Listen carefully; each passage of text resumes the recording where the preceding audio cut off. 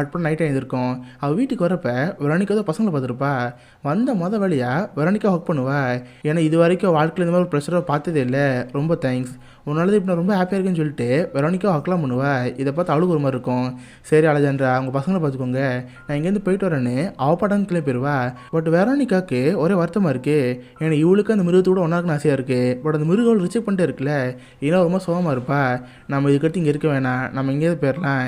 இங்கேருந்து அடிக்கடி இந்த மிருகத்தை பார்க்கணும் ஆசை வரும். கண்டிப்பாக அதோட ஒன்றா இருந்து நம்ம உயிர் போயிடும். நம்ம இங்கேருந்து போயிடுவோம்னு சொல்லிட்டு அவள் துணிமெல்லாம் பேக் பண்ணி பைக் அங்கேருந்து கிளம்பி போயிடுறா. நேரத்தில் இந்த பக்கம் நம்ம ஈவினிங் வைப்பாங்க. தினமும் காலையில் குழந்தை ஸ்கூலோட போயிருப்பா.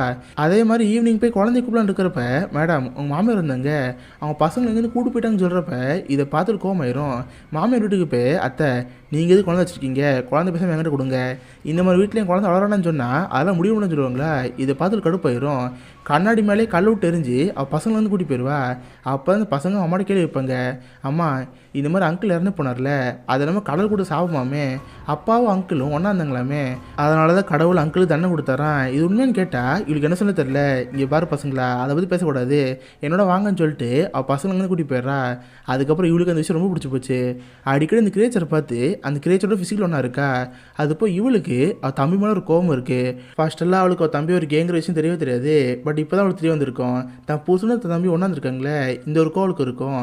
அந்த கோவத்தில் டியூபை பிடிங்கி விட்டு, சாரிடா என்னை மன்னிச்சிரு, ஒன்று இந்த மாதிரி என்னால் பார்க்க முடியல, நான் அவனை ரொம்ப மிஸ் பண்ணுவேன்னு சொல்லிட்டு அந்த டியூப் பிடிங்கிட்டு அவடாங்க கிளம்பி போயிடுவா.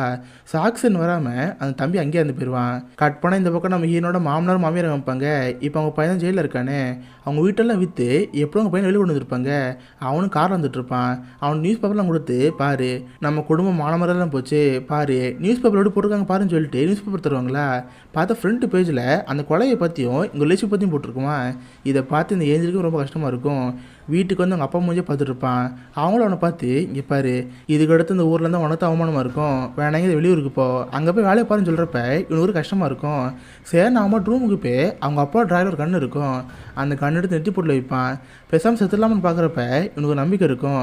சரி நம்ம எதுக்கு நம்ம ஒய்ஃபை பார்ப்போம், திரும்ப கூட வாழணும் ஆசையாக இருக்கும்.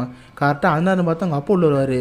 வந்தோடனே கண்ணத்தை சப்புன்னு அறிஞ்சு, ஏண்டா என் ராயில் கண்ணு காணாமல் போச்சே நீ தான் எடுத்து கேட்குறப்ப அவனை ஆமாம் சொல்லுவான். அவனை திரும்ப அடிச்சுட்டு கண்டுபிடிச்சு எழுதிட்டு இருப்பாரு.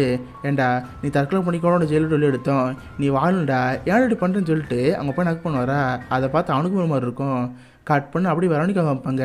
அவள் தான் ஊரை விட்டு பைக் எடுத்துகிட்டு வேறு ஊருக்கு வந்திருப்பாளே, அந்த ஊருக்கு வந்து புதுசாக ஆளை பார்க்குறா. 2 பேர் சாப்பிட்டு அன்னைக்கு ஃபிசிக்கல் ஒன்றா இருக்குங்க. பட் இவளுக்கு அந்த ஆளோட ஒன்றா இருந்தது பிடிக்கவே இல்லை. சொல்லப்போனால் அந்த ஃபீல் அவளுக்கு கிடைக்க முடிக்குது.